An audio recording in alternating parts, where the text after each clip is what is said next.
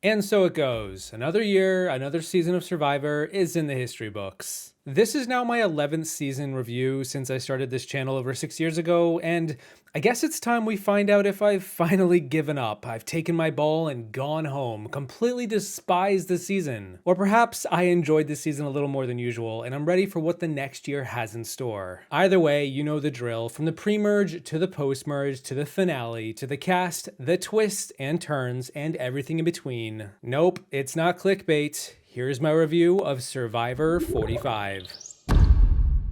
I have kind of had a rocky relationship with modern Survivor. After a year and a half hiatus from Winners at War, I remember getting the news toward the end of 2020 from an inside source that Survivor was planning to go down to just 26 days, and I held my breath. Not to be too dramatic, but I knew that this was going to change things about the show forever. And it was only a matter of time before the public found out and the dam was going to burst. On top of being placed in Fiji indefinitely and then hearing that Jeff was going to focus more on twists and format changes more than ever and that monster in the jungle, I was doing my best to prepare for what was about to come next. Would it be a welcome change, not that big of a deal, barely noticeable, or one that would leave me with a permanent debuff to my enjoyment of the show forever onward? Survivor 41 happened and, well, it happened. I guess you could say I'm an optimist at heart, but I struggled with what felt like some of the worst Survivor I had ever watched. Whatever silver lining existed was never more pronounced than the upside that season gave me. The focus on twists stuffed the episodes to the brim and left a lot of players out of focus, including even the winner, and I worried about what was coming next. But as the old saying goes, it's always darkest before the dawn of a new era, and thankfully 42 worked a little more in our favor. And from there, the producers had a chance to actually listen and learn from the audience reaction to make the next cycle even better, that being season 43 and 44. And if you watch my reviews of those seasons, I felt like things were mostly looking up. The advantages weren't as bad, the twists were more engaging, they took all my least favorite ones out and didn't replace them with something much, much worse, and hey, I was blindsided more than ever with Gabler winning. And then I really enjoyed the cast of 44, even if at times I thought the votes left, something to be desired. And yes, I know this is supposed to be a Survivor 45 review, but I say all of this to lead into understanding the shift that took place for me with Survivor 45. Seasons 45 and 46 are now the third cycle for the new era, and each cycle often marks a change in production too. When season 44 introduced the public birdcage idols, I thought it was a clever twist, but at the same time, I struggled with another season without, a swap. And I kept wondering how much airtime and focus is going to be put on the birdcage and not on the actual players on the island. Because in Survivor 44, they did do a one-off semi-swap, and to me, it was pretty awful. And then with the double tribal post-merge after the earn the merge, I kind of was just like tapping my foot, waiting for the players to be able to just play good old Survivor. With Survivor 45, thankfully, and now we're going to be talking about the season, I didn't have to worry much at all out of the gate. You may not agree with me, but I'm going to say that the first 3 episodes of this season, to me, were easily the strongest first 3 episodes of the new era, and possibly since David vs. Goliath back in 2018. I kind of felt like this season broke down into 3 acts, and the first act, these first 5 episodes, were largely about the Lulu losers exploding in a blaze of half glory and just half shame as we saw Hannah and Sean decide to quit. Meanwhile, Brandon really made a meal out of that rope in the opening marooning. Chaos is a ladder. Many who try to climb it fail, and never get to try again. The fall breaks them. Only the ladder is real. The climb is all there is. Yeah, okay, so the bar began low with Lulu, and honestly, they barely cleared it as far as performance goes, but for me, 45 seasons into watching this show, Lulu was a dream tribe in the making, like a combination of the brains from Cagayan with Spencer, Cass, and Tasha, combined with the Matt Singh tribe from the Philippines with Malcolm and Denise. I mean, come on, we had terrible players here, players who self-imploded out of left field, players who were too headstrong for their own good, and players who were massively root-worthy underdogs who rose from the ashes of what was left. This is content. This is what I'm looking for when I watch a show, something that I can remember and stick with me me and feel something about. Through the hell that was the Yellow Delulu camp came Caleb and Emily, two instant all-stars in my books who I couldn't help but root for every step of the way. And that's kind of all I need to get me invested in a season. Give me a few people to cling to and a merry cast of supporting misfits surrounding them, and I'm comfy. When we started this momentum of working together, it's been great so far, okay? And you've been doing awesome. Emily's playing it smart. She's listening, it's working, and I think having Emily as an asset is gonna be a very valuable thing for me. And like, I do spend a lot of time online, and I see the community, of course, and I know a lot of viewers hate when people quit, such as with Hannah in the premiere or Sean in episode 4, but again, for me, I'm never bothered enough by that, most likely because it's quite different than what we usually see. Let me try to explain this in a way that makes sense, because I think on the surface, a quit is not ever a good thing, and I don't want everyone quitting the show, especially if like I was out there. I would hate for somebody to take a spot that I would have otherwise had. As a viewer, a quit is just a massive wrench in an episode, and it often makes the episode better, or at least more unpredictable in my eyes, because it shakes the game up quite dramatically. Especially in a premiere when the game has barely even happened yet. The producers and the editors and the people on the island are just trying to make this work, and already people are just throwing spanners in the works. It's kind of the same as a medevac. How do the remaining players adapt to it? How do the producers? How do the editors even? Usually I think it gives more equitable airtime between all the players and explaining exactly who these people are, especially in the premiere, because there's just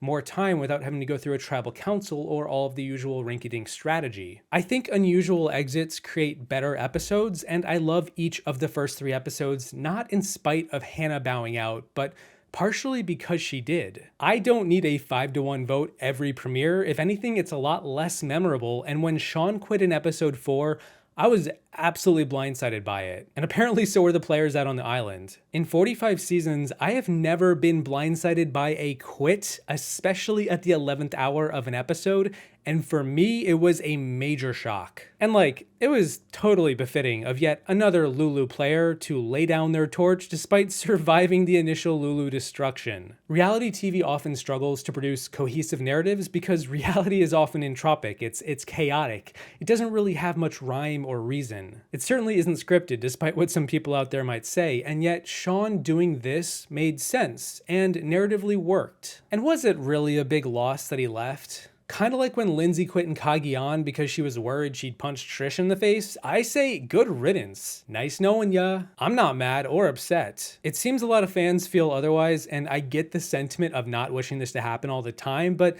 you know what? I'll take a spicy spanner in the works every so often. And we didn't even get to Sabaya and her candle idol and the burning it at Tribal Council, only to then not play it and get blindsided. Oh my, incredible TV. Mwah, chef's kiss. So good. And of course, Lulu kept losing, so they didn't even have Flint to start a fire, which meant she couldn't even burn it until that Tribal Council. And right after that, we got our first bona fide swap of the new era. And yeah, I need more swaps going forward. But like, just one every season, in some way beyond what we saw in 44. A single swap does wonders, kind of like seeing an old friend for the first time in a while. It felt good to mix things up in the pre-merge. Emily and Caleb rose as a duo in the wake of Sabaya leaving, and then Emily found her footing with Drew and Austin on the new Bello tribe, and even that one episode, for about as basic as it was with the Brando boot, it was a pretty good episode. Kendra was blindsided and Brando was out the door after a lengthy discussion on Pokemon and Nuzlocking took place. And that's literally the entire pre-merge of the season, and I've already said so much about it, and I could probably say more, but there's just so much more to talk about. I really enjoyed it, and I was trepidatious for the earn the merge that was just on the horizon. I'm turning this into a full-blown idol.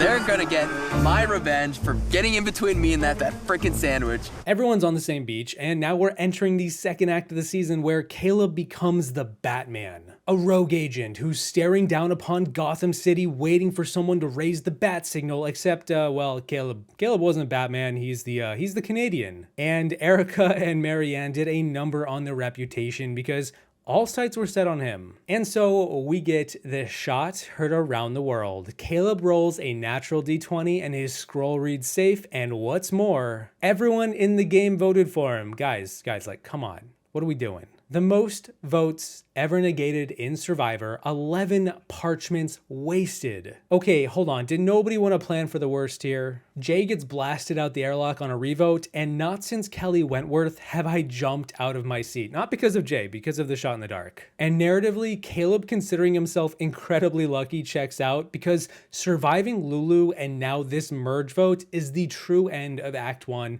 and leads perfectly into Act 2. The one where Keturah rises alongside Jake to underwhelm us as Bello just completely loses sight of the game and proceeds to tank their chances of ever sniffing the winner's podium. If Act 1 of this season was the collapse of Lulu, then Act 2 was definitely the collapse of Bello. And man, did they collapse once Caleb was taken out. That double tribal twist happened yet again after the merge vote, and yet again, I didn't really care for it, but the decision for Keturah to take out Caleb and reject Jake's offer to work together feels pretty relevant to how the season ends up panning out. Also, I just want to point out, it's pretty eerie how the final 5 were all on one of these tribes here with this split, and how the next 5 boots were all on the other side. What are the odds? So, thanks to the huge efforts of Dee, you will have a say in who wins your season. And if Caleb going was a gut punch, then watching Kelly get blindsided felt like losing Sophie in Winners at War all over again. Kelly was my preseason winner pick, and oh man, damn, I was blindsided when it was her and not Jake. And the bitterness of losing Kelly felt legit. It felt earned. They got betrayed.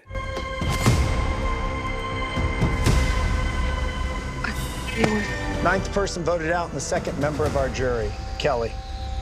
Whoa! Sorry, whoa. The Red Rebas were flexing on these fools, and, well, they deserve to. And in between all of this, we got the auction back. Producers, keep this going. Between bringing back iconic old challenges of which they have a massive archive to pull from, to simply bringing back the auction, again, chef's kiss, just fantastic. I do think it could still be tweaked to even be better in the future, but by and large, I loved the auction this season and was just happy to see it on my screen after 15 seasons away. Pure fan service, but there's a reason it's beloved, and I can only hope the producers can see that it's not the same obstacle courses and beanbag tossing and ball balancing that makes the challenges so much fun to watch. It's the little things that stand out. Like Emily popping after she wins a meal. But the Bello Blues continued as Kendra was plucked out in episode 9, and then the Bruce of it all came to a head in episode 10. Bruce was a lightning rod who drew so much attention and created so much chaos,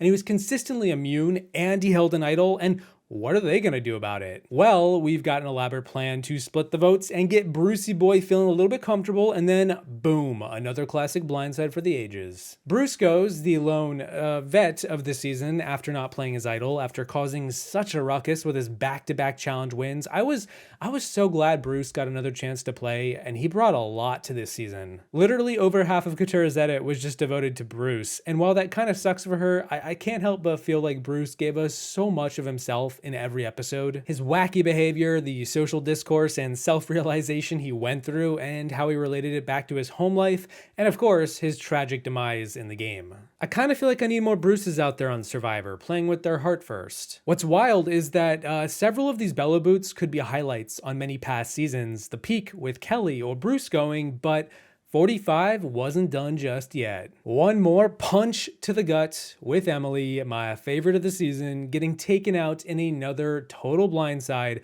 when Julie gets tipped by Dee, thanks to Austin to play the idol. Almost like a reverse mirror of how Caleb survived the merge vote, Emily goes in a blaze of negated votes, ending the Lulu arc about as fitting as possible. Although they weren't there to see it happen because most of them just quit, I think they'd be proud. Emily went through a lot this season and had little room to maneuver given her starting tribe, let alone her starting comments to Bruce, but she made a meal out of a few ingredients, and I was rooting for her. Her incredible reward challenge win and retreat with her loved one letter was the cherry on top of her journey, and it's only a shame she didn't survive this vote because Reba was ready to crack, and I think she could have spiced up the endgame even more had she made it. Emily, I know that you said you wouldn't play again, and I get why, and I don't blame you, but I just hope you know you've got a fan in your corner over here, and well, if I could just push back on your decision, I'd say let the haters hate. So I've always contextualized, it's a game, it's a game, it's a game. You're on Survivor, you're on Survivor, you're on Survivor. doesn't feel like a game right now. It's funny when you get stripped of everything else, when you get stripped of all this BS that exists in life, that makes you realize what's important. And so we enter the final act, the third act of the season, and in the wake of losing Emily, we get another very pronounced narrator in Drew, who gets a bit of a comeuppance when he too is blindsided in a 4-2 vote after Dee goes for the jugular and takes out one of her number one allies' number ones. Wait, what? Hold on. How many number ones can you possibly have? Did this season forget how to do numbers? You have a number one, then a number two. You don't get two number ones. But I guess Dee doesn't play by the rules of our simple logic. She's got Julie, she's got Austin, and she's got a whole lot of win equity right about now. There's still 7 people left in the game. Like, there's still more game to be played, more twists to come. And if I don't have my 2 number ones, then I'm in the chopping block. And yeah, Drew gets sniped for being too brazen, too big of a threat. The wool gets pulled over his eyes, and you know what? All I gotta say is good for him. The youngest guy in the cast yet again becomes the biggest threat, proving age is just a number, which we clearly don't understand with this cast, which also means Julie is a big jury threat too because she's now the oldest, let alone a challenge beast in her own right. I know some people tend to get sick of game bots or people who mostly just sort of talk about the strategy all the time, but I really think if you go back and rewatch this season, you'll see that Drew is a fantastic narrator that this season kind of needed. And I'm not surprised he got so much airtime, given we had a lot of airtime to fill with the extended runtime. Drew's mad because I said his name. He wants to feel like I've kept you in this game. No, dude, there's other people looking out for me. You are not a gift from God. Relax. Are you for real, dude? He thinks he's the big Boston mobster, the Departed. You're gonna like, you know, this conversation is over. So I'm like, get out of here, dude. You're a goon. And before I touch on the finale and the overall outcome, I need to say that the 90 minutes in my eyes, man, it made this season so much better. I think 90-minute episodes probably would have helped any season, especially because like I'm basically addicted to the show, so another 20 minutes per episode, well, hey, why not? But Season 45 was lucky enough to be in that position to receive those 20 minutes. Because I can think of a lot of Survivor seasons that would have benefited tremendously from an extra 20 minutes. And then a few that would have benefited from being 20 minutes shorter. I felt like I knew this cast on Survivor 45 better than almost any newbie cast in the show's history. And also that's on top of those extra lose your vote twists that just sort of like randomly popped up. Like, hey, go do this weird circle puzzle thing and report back to us after you basically don't do it because it's impossible. Yeah, I can't say I'm too keen on these things popping up every other episode. Just, you know, let the players play. Losing votes and preventing players from voting each other out because they can't solve like some random puzzle you found at Barnes & Noble just really isn't my cup of tea. But because we had 90 minutes each week, we got to hear from everyone all the time in what was statistically one of the most balanced seasons for airtime we have ever seen. Because there are a lot of people out there that keep track of this stuff and I'm immensely thankful for it. And yeah, Survivor 45 is incredibly equitable. We did still get those sepia tone violin string backstories, but they felt a little bit more natural and relevant to what the players were dealing with in the episode. When Bruce was in for a rude awakening, when Emily was on top of the world with her reward win, or when Dee reflected on Sean quitting and how she would never do so. This was her dream to be on Survivor. Hell no, she's not gonna quit. I can't fathom quitting. I always go back to my why, like my family. I think about them every single day. They came from Cuba without having anything. So quitting for me is not an option because I don't come from a family that quit. And while I loved the premiere episode and the early pre-merge, I gotta say I equally loved how this season bookended with a strong finale. The final 5 votes was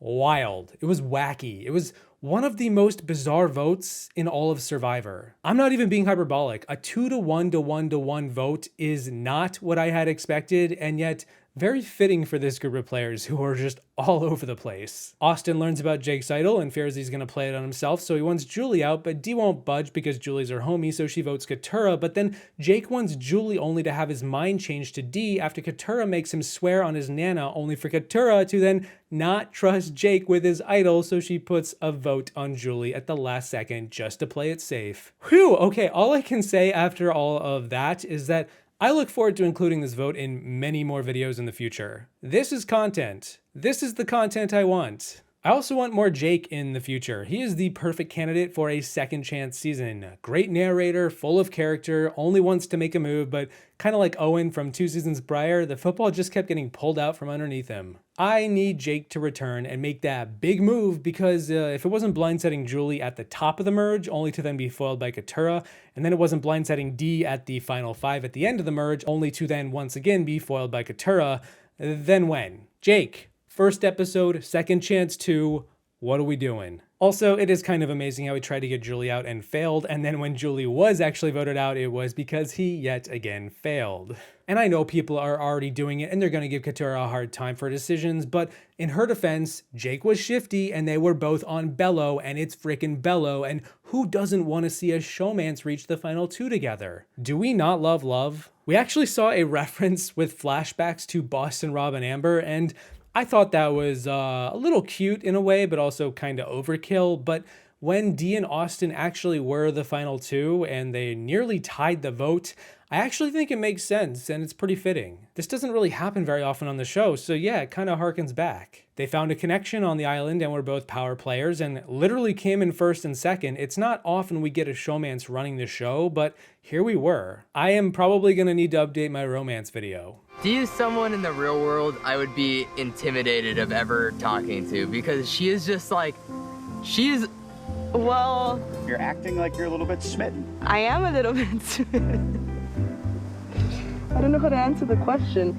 And with that ending, how the Reba 4 were the most loyal and authentic with each other, and how Dee's story was about being your true self on the island and occasionally mixing your heart with your brains and not just choosing one in favor of the other, it was a fitting end to the overall narrative that was season 45. From what I've seen and heard, I think Dee is going to be one of the stronger winners in the show's history when the dust settles. On top of winning 3 immunities, she was also very, very well insulated and had all the power players in her pocket playing for her to stay alive. There is a good reason she had Julie and Austin and Katura and Drew going to bat for her, was only ever in trouble at the final 5, and called the shots anytime she needed to. Kind of like Erica, if you rewatch the season, you'll see her game pop a lot more, and I look forward to diving deeper into her journey post-season. I think she is a very worthy addition to the winner's circle, and I couldn't be happier to see her strong game get rewarded and her dream fulfilled. She had the social relationships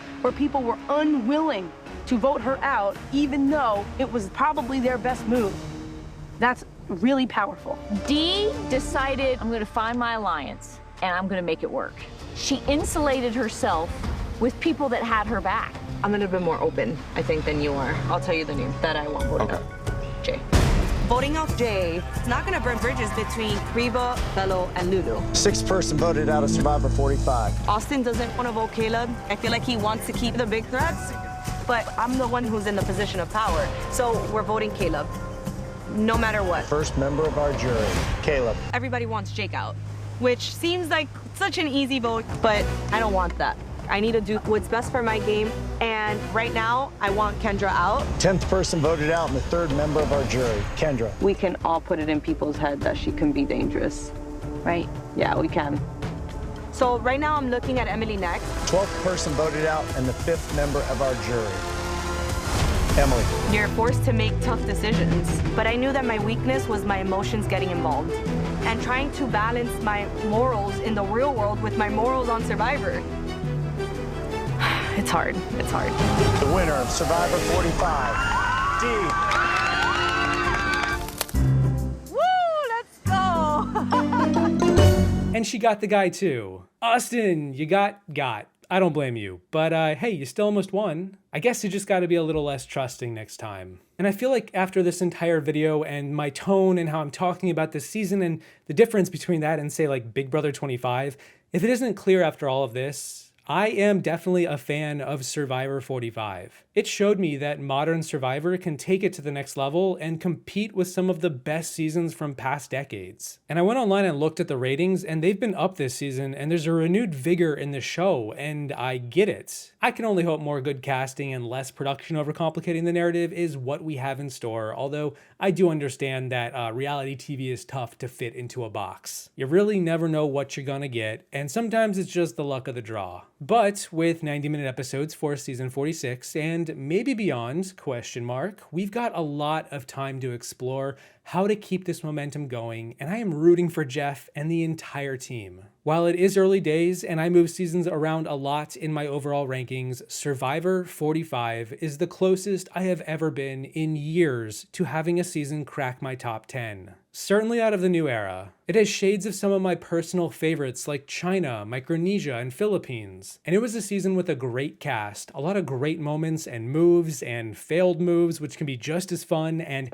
overall had a lot of heart. A succinct narrative, an equitable and good edit, and a fantastic winner. Yeah, you know, at the top of the video, I wondered if I was ready for what's next, and the answer at the end of it is, I am. Let me know what you think about this season and if you agree or disagree with me and why. Who are your favorites? Are you happy that D won? Are we ever gonna get another All-Stars season? Jeff, the clock is ticking. A big thank you to my patrons for all your support throughout another year. Thank you all for watching. I hope you enjoyed the video. Don't forget to spend all of your Jeff bucks at the auction on your way out, and I will see you in the next one. Once I get ready for boys' night out on the beach. So the men are back, they're having their boys' night, and we're gonna have a girls' night.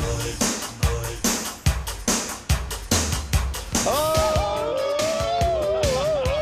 Let's do it up, guys.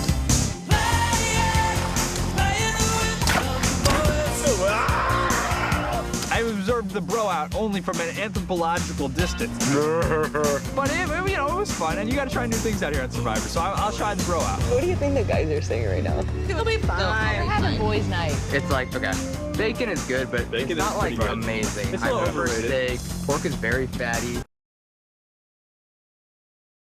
It sucked being like, oh, Jake, you're out. You don't have a shot. And it's like, damn, I just want to like fight for it. You know what I mean? And it's like, that was the tough part with it. I really thought it would go all the way to the ground. And I thought I was making, you know, I thought I was going to be on like Peridiam's challenge hacks or something. Yeah, you broke the challenge in a different way.